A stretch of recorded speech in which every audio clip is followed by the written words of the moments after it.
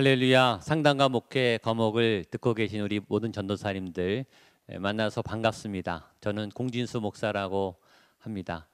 구리에 있는 목양교회에서 지금 7년째 담임 목회로 사역하고 있습니다. 전에는 서울여대에서 또 장신대에서 겸임교수로 목회 상담을 가르치곤 했습니다. 또 저는 구리 목양교회 오기 전에 온누리교회 하영조 목사님 밑에서 상담 파트, 가정사역 파트, 내적 치유, 결혼예비학교, 가정훈련학교, 또 여러 상담 사역들, 또 큐티 사역, 예배 사역을 경험하고 14년 동안 온누리교회에 있다가 7년 전에 구리 목양교회로 와서 지금 목회하고 있습니다. 구리 목양교회는 한 성인 한 1,300명 정도, 또 우리 아이들 한 500명 정도 그렇게 출석하고 있는 교회입니다. 장신대에서 가까운데 아주 재밌게 목회하고 있습니다. 오늘 상담과 목회에 대한 내용을 가지고 여러분하고 함께 나눌 텐데, 아무쪼록 제 강의가 좀 도움이 되고 유익이 됐으면 좋겠고, 상담 부분적인 부분도 그렇고 또 우리 목회적인 부분도 그렇고 도움이 많이 됐으면 좋겠다, 그런 마음으로 강의를 준비했습니다. 또한 제 강의를 시작하기 전에 우리 전도사님들에게 신대원 선배로서 또 목회 현장에 있는 목회자로서 당부드리고 싶은 3가지 부탁이 있습니다. 신대원을 졸업하시기 전에 3가지 부분에 대해서 꼭 정리하시고, 지금 아마 파트 전도사님들 사역하시는 분들이 많을 텐데 3가지 부분을 꼭 정리하시고 졸업을 하시고 목회 현장에 나가시면 좋겠다, 그런 말씀을 드립니다. 첫 번째는 교회론에 대해서 정리해 주시고요. 두 번째는 인간 이해, 사람, 인간론에 대해서 정리해 주시고, 세 번째는 신론, 하나님, 예수님, 성령님에 대해서 여러분들 나름대로 조직신학적인 바탕을 가지고, 그러나 굉장히 목회적으로 쉽게 교인들이 잘 알아들을 수 있을 내용을 가지고 정리를 먼저 해놓으셔야 됩니다. 그래서 여러분들이 목회하는 현장의 성도들이 교회에 대해서 물어보고, 인간에 대해서 물어보고, 하나님, 예수님, 성령님에 대해서 설명해봐라, 이렇게 질문을 받을 때 언제든지 설명할 수 있도록 여러분들이 목회자로서 정리를 하고 계시고, 우리 성도님들에게 잘 가르쳐 주실 준비를 하고 그렇게 가시면 좋겠다라는 말씀을 먼저 드립니다. 제 경우를 말씀드리면, 저는 교회론을 이렇게 정리했습니다. 먼저 마태복음 16장에 예수님의 교회론이 등장합니다. 가이사랴 빌립보에서 베드로와 함께 너희가 나를 누구라 하느냐, 베드로의 신앙 고백 위에 예수님이 내가 내 교회를 세우겠다 말씀하셨죠. 그러면서 여러 가지 예수님의 교회에 관한 아이디어와 생각들, 교회가 무엇인지에 대한 내용들이 나옵니다. 그 예수님의 교회론을 먼저 정리했고요. 그다음에 사도행전에 보면 교회가 탄생하고 또 사도행전적 교회론에 관한 여러 가지 메시지들이 나옵니다.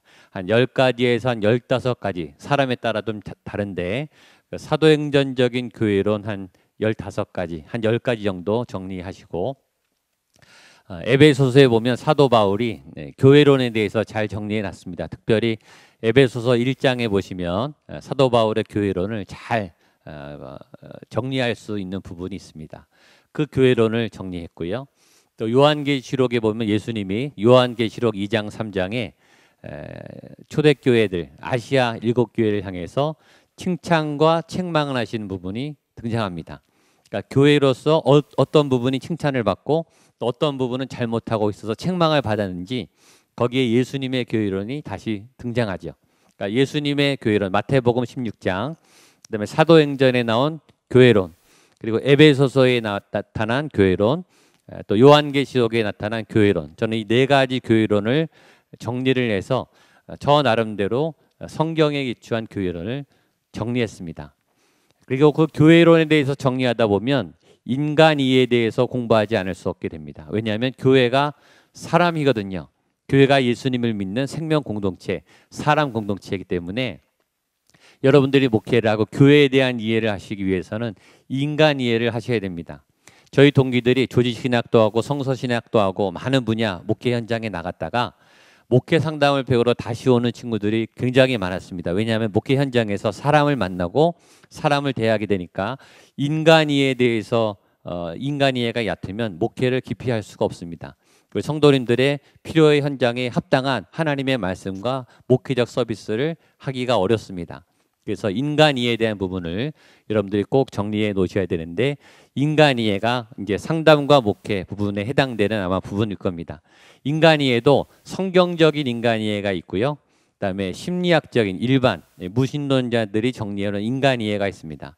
그 두 가지를 잘 좀 정리하시고, 그다음에 통합해서 성경적인 인간이 하나님이 만드신 인간은 어떤가, 또 나에 대한 탐구, 사람에 대한 탐구를 좀 정리를 하고 또 깊이 있는 공부를 좀 해 놓으시면 목회에 큰 도움이 되실 겁니다. 그리고 세 번째, 그 인간 이해를 위해서 꼭 해야 될 게 신론입니다. 하나님에 대한 이해이죠. 하나님으로부터 사람이 나왔기 때문에 하나님을 알아야 사람에 대한 이해가 가능합니다. 그러니까 성경적인 인간 이해는 신론에 입각하죠. 근데 사실 하나님에 대한 이해, 예수님에 대한 이해, 성령님에 대한 이해가 제일 어렵습니다. 우리 목회자들에게도 하나님에 대해서 설명해봐라 그러면은 사실은 대답이 나오지가 않습니다. 굉장히 광범위하고 너무나 광대하시기 때문에 하나님에 대해서 성도들이 명쾌하게 설명할 수 있지를 못합니다. 그래서 하나님에 대한 정리, 또 예수님은 누구신가에 대해서 성도들이 명확하게 정리하고 설명할 수 있도록, 성령님은 어떤 분이신가에 대해서 명확하게 정리하실 수 있도록 제가 부탁을 꼭 드립니다. 신대원을 졸업하시기 전에 교회론에 대해서, 인간이해, 인간론에 대해서, 또 신론, 하나님 이해, 예수님 이해, 성령님 이해에 대해서 여러분들이 목회적으로 정리를 꼭 하시고 목회 현장에 가시면 목회에 큰 도움이 되실 거라고 확신합니다. 그 부탁을 드리고, 오늘은 이사야 40장 말씀을 통해서 세 가지 큰 핵심 메시지와 상담과 목회에 대한 부분을 나누려고 합니다. 이사야 40장 1절로 9절 말씀, 오늘 이 말씀을 가지고 세 가지 부분에 대해서 같이 나눌 텐데요. 제가 오늘 우리 이사야 말씀을 먼저 읽어보겠습니다.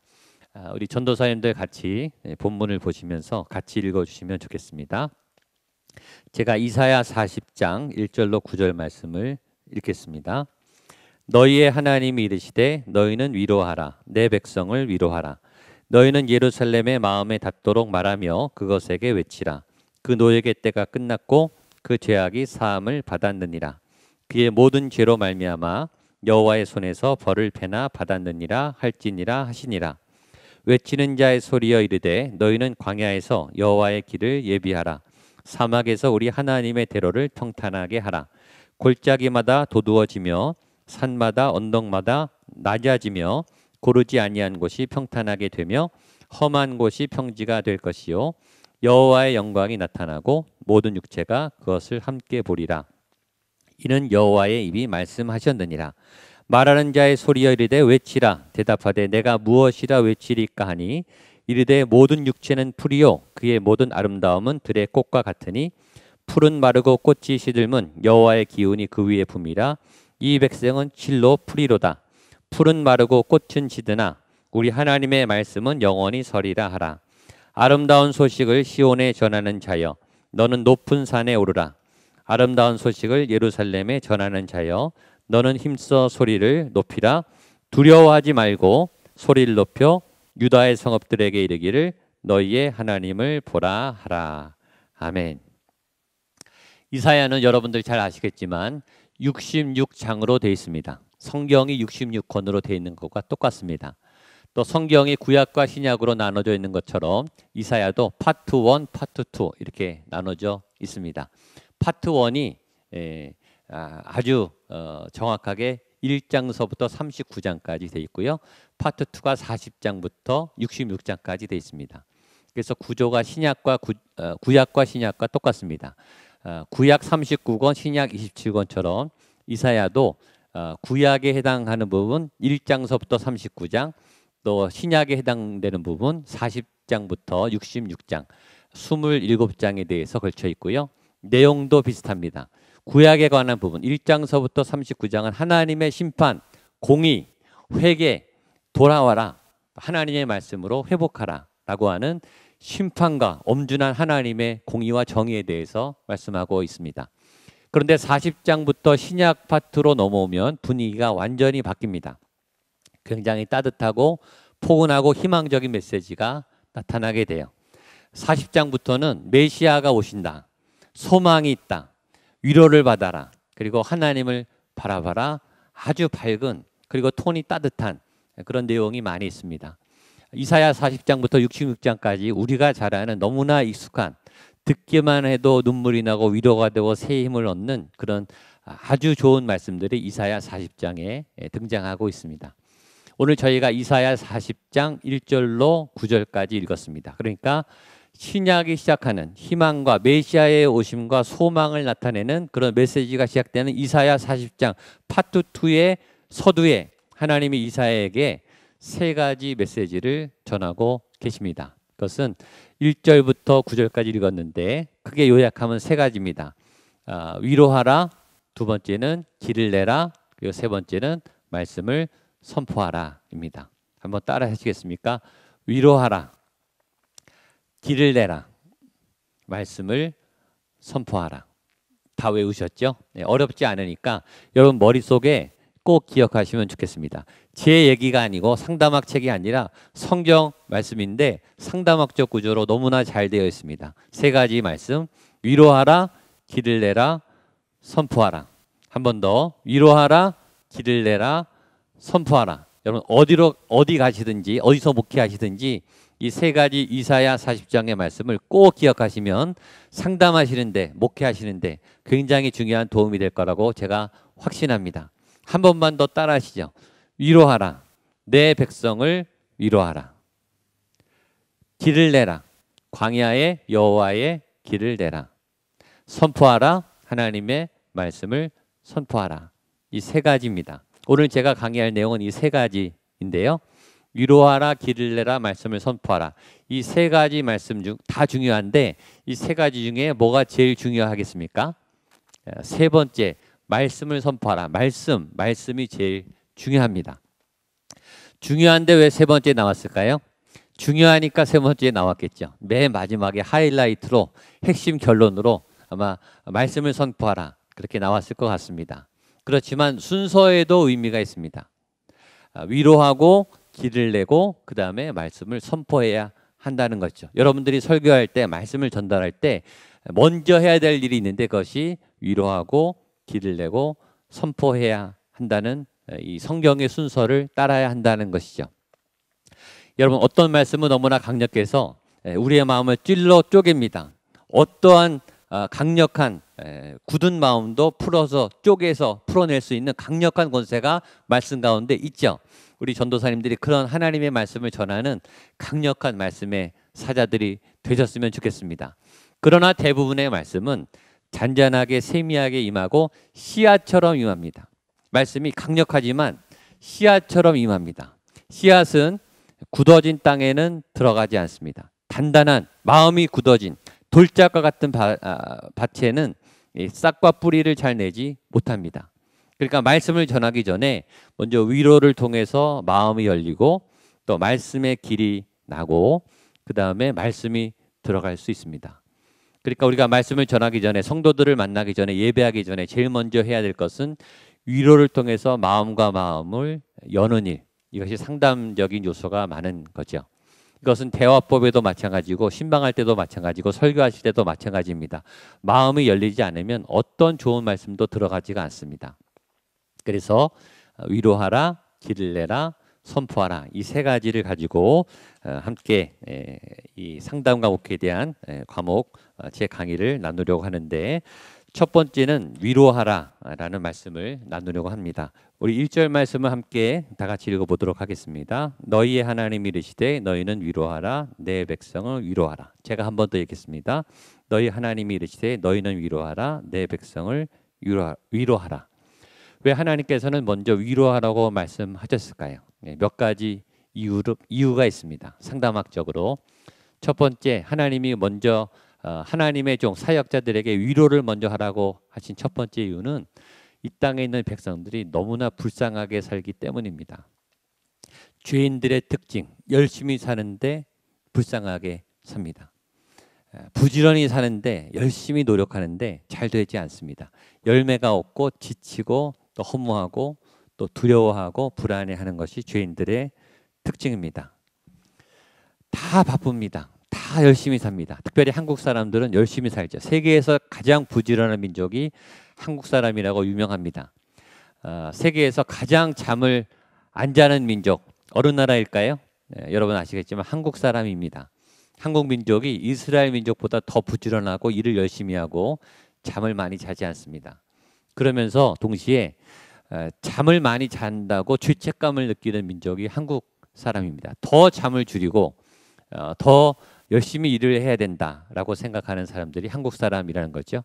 한국은 새벽 문화가 있고요. 아침 문화가 있고 또 오전 문화, 점심 문화, 오후 문화, 저녁 문화, 밤 문화.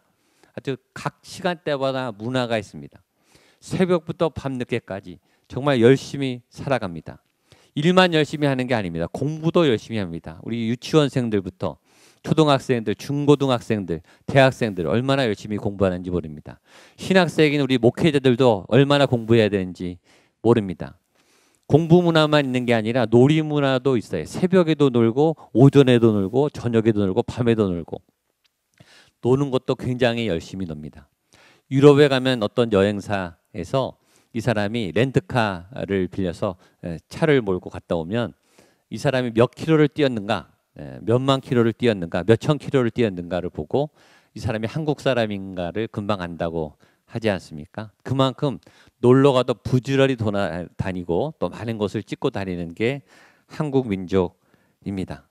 얼마나 열심히 사는지 모릅니다. 그런데 지쳐하고 또 열매가 없고 더 열심히 살아야 될 것 같은 강박을 느끼는 불쌍하게 사는 사람들이 현대인이죠. 제가 아내하고 82년생 김지영이라는 영화를 봤습니다. 여러분 아마 보신 분도 많이 계실 거라고 생각하는데 82년생 김지영이는 82년생 김지영이 주인공입니다. 한 여인이 82년생 김지영이라고 하는 여인이 등장하죠. 이 여인은 지극히 우리 주변에서 볼 수 있는 그냥 평범한 여성입니다. 평범한 아내이고 평범한 엄마입니다. 근데 이 여인이 한 남자를 만나서 결혼한 다음에 82년생 김지영이라고 하는 자기는 사라지고 엄마 김지영, 아내 김지영, 또 며느리 김지영, 딸 김지영, 자기는 사라지고 이 엄마의 역할, 아내의 역할, 또 딸의 역할, 며느리의 역할을 살아가기에 굉장히 바쁘게 살아갑니다. 아침부터 밤까지 그냥 평범한 일상 주부의 일인데 빨래하고 밥하고 또 남편 돌보고 여러 가지 일들을 하는데 얼마나 분주하게 사는지 모릅니다. 그리고 굉장히 열심히 삽니다. 이 여인은 그냥 열심히 산 그 일밖에 한 게 없는데 어느 날 이 여인이 점점 우울증에 걸리죠. 그리고 이상한 말을 하기 시작하고 시댁 어른들 앞에서 이상한 실수를 크게 하게 되죠. 그것을 남편이 제일 먼저 목격합니다. 남편은 좋은 남편이에요. 이 아내를 돕기 위해서 굉장히 많이 애를 쓰고 노력하는 남편입니다. 그런데 이 남편이 이 아내를 보면서 어떻게 도와야 할지를 모릅니다.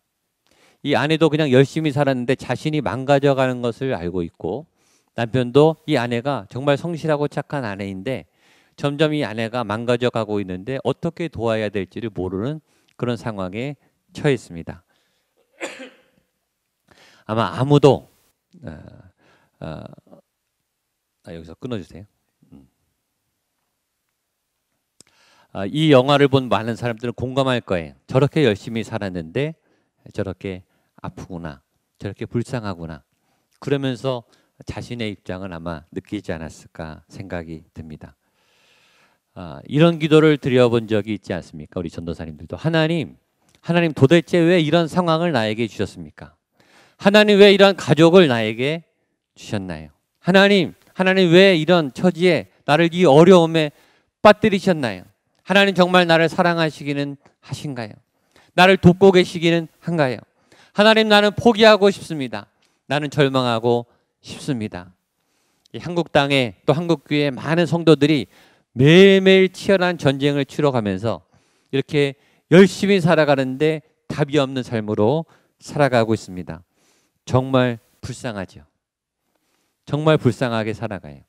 우리 전도사님들도 학교에서 신학 배우시고 또 사역하시고 또 가정생활 해 나가시고 얼마나 열심히 살아가신지 모릅니다. 그런 불쌍한 이 땅의 백성들을 향해 하나님이 먼저 말씀하시는 거죠. 위로하라, 내 백성을 위로하라. 이사야야, 하나님의 종들아, 저 불쌍히 살아가는, 저 열심히 살아가지만 불쌍히 살아가는 내 백성들을 너희가 위로해 주어라. 두 번째, 하나님이 우리에게 위로를 전하라고 하신 두 번째 이유는 우리가 다 외로운 존재들이기 때문입니다. 이 외롭다고 하는 것은 아는 사람이 없다는 것이 아닙니다. 가족이 있고 아는 사람이 있는데 외롭습니다. 현대인들은 밥 먹을 사람이 없는 게 아니라 밥 먹을 사람도 있고 커피 마실 사람도 있고 수다 떨 사람도 있고 진지하게 토론과 이야기를 나눈 사람도 있는데 외롭다는 것입니다. 그것이 문제예요. 사람이 없어서 외로운 게 아니고 사람이 많은데, 만날 미팅이 많은데 우리는 외로움을 느끼게 됩니다. 제가 2000년 12월에 서빙고 온누리교회의 부목사로 이제 사역을 시작했습니다. 그러다가 2005년에 양재 온누리교회로 발령이 나서 양재 온누리교회로 가게 됐습니다. 그리고 그 다음에 2006년에 인천에 있는 온누리교회를 개척하라 그래서 인천으로 또 갔습니다. 그리고 그 다음에 2007년에 부천 온누리교회로 가라 그래서 부천 온누리교회에서 사역을 했고요. 2009년 9월에 밴쿠버 온누리교회로 가라 그래서 또 밴쿠버에 있는 온누리교회로 가서 또 사역을 했습니다. 그리고 2011년 3월에 다시 서빙고 온누리교회로 다시 오게 됐죠. 그러니까 제가 서빙고 온누리교회에서 있다가 7년 만에 다시 다른 외부 사역을 하고 다시 서빙고 온누리교회로 왔습니다. 7년 만에 이제 다른 목사님들 있는 서빙고 온누리교회로 왔는데 제가 이제 7년 지나고 오니까 선배 목사가 돼 있는 겁니다. 제가 밴쿠버에서 올 때 저 혼자 오고 아내와 가족들은 학교 문제 때문에 4개월 동안 밴쿠버에 남아 있었고 저 혼자 왔습니다. 처음 가족들하고 떨어져서 4개월 동안 지내봤습니다. 기러기 아빠가 된 거죠. 기러기 아빠가 처음 됐을 때 처음 한 2주는 좋더라고요. 이제 자유다, 혼자다, 마음대로 내 시간을 쓸 수 있다. 가족과 함께 지내는 것은 좋지만 또 혼자만의 시간도 필요하다는 것을 알았습니다. 근데 그 2주가 지나게 되니까 제가 이제 외로움을 느끼기 시작하더라고요. 가족이 있는데 멀리 있고 저희 부모님들 계시지만 제가 그때 느꼈던 것은 외로운 사람들은 좋은 날 힘들구나 이런 거를 제가 배웠습니다. 5월 5일 날 어린이날 저희 아이들을 제가 만나서 선물도 주고 같이 이렇게 밥도 먹고 싶은데 아이들은 멀리 떨어져 있었기 때문에 만날 수가 없더라고요. 그다음에 어버이날 외롭더라고요. 그다음에 6월 달이 제 생일이었습니다. 생일이었는데 물론 부모님이 저에게 미역국을 끓여 주셨는데 가족들하고 만날 수가 없습니다. 그때 알았죠. 아, 외로운 사람들은 좋은 날 외롭구나. 남들이 다 행복하고 기쁜 날 더 힘들 수가 있겠구나. 이 땅의 사람들이 외로운 사람들이 굉장히 많습니다. 미팅은 많은데 만남은 많은데 모임은 많은데 내 속내를 드러내는 깊이 있는 또 내 속에 있는 진실을 나눌 수 있는 그리고 나를 이해해주는 내 아픔에 공감해주는 그런 만남을 만나기는 굉장히 어렵습니다. 그런데 주님은 우리의 그런 외로움을 이해하실까? 주님은 외로운 것을 아실까? 저는 충분히 이해하실 거라고 생각합니다. 마태복음 8장 20절에 예수님이 이렇게 말씀하신 적이 있죠. 예수께서 이르시되 여우도 굴이 있고 공중의 새도 거처가 있으되 인자는 머리 둘 곳이 없도다 하시더라. 예수님이 혼자 외로움을 느끼셨던 것 같습니다. 또 마태복음에 보면 이런 말씀이 있습니다. 이 잔을 내게서 지나가게 하옵소서. 그러나 나의 원대로 마시옵고 아버지의 원대로 하옵소서 하시고 제자들에게 오사 그 자는 것을 보시고 베드로에게 말씀하시되 너희가 나와 함께 한 시간도 함께 깨어 있을 수 없더냐. 주님은 겟세마네에서 홀로 기도하셨습니다. 그리고 십자가도 혼자 지셨습니다. 십자가를 지신 분은 예수님 혼자입니다. 하나님도 아니고 성령님도 아니고 제자들도 아니고 십자가에서 외롭게 홀로 죽어 가셨습니다. 그 예수님을 누가 공감할 수 있겠습니까? 그 예수님의 외로움을 누가 이해할 수 있겠습니까? 예수님도 외로움을 아시는 분이세요. 그래서 그 예수님의 위로가 우리에게 위로가 될 수 있는 거죠. 이 땅에 많은 사람들이 외로워하고 있습니다. 그 외로운 사람들을 향해서 위로하라, 내 백성을 위로하라. 위로를 전하시는 여러분들 되셨으면 좋겠습니다.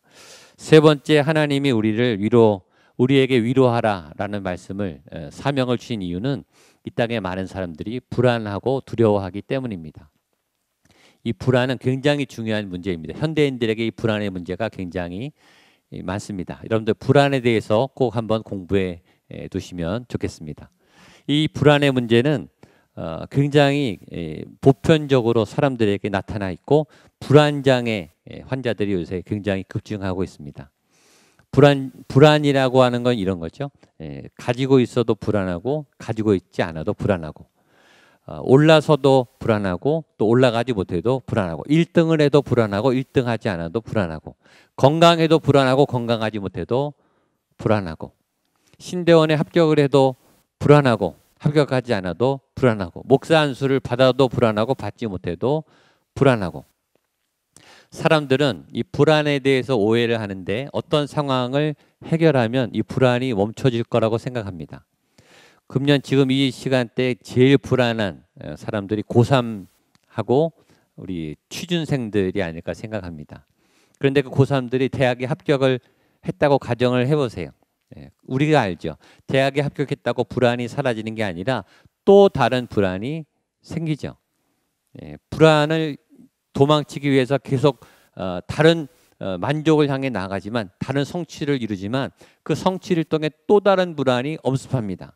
그러니까 불안은 상황이 바뀐다고 해결될 문제가 아니에요. 그런데 우리는 불안을 해소하기 위해서 자꾸 상황을 바꾸려는 노력을 하는 거죠.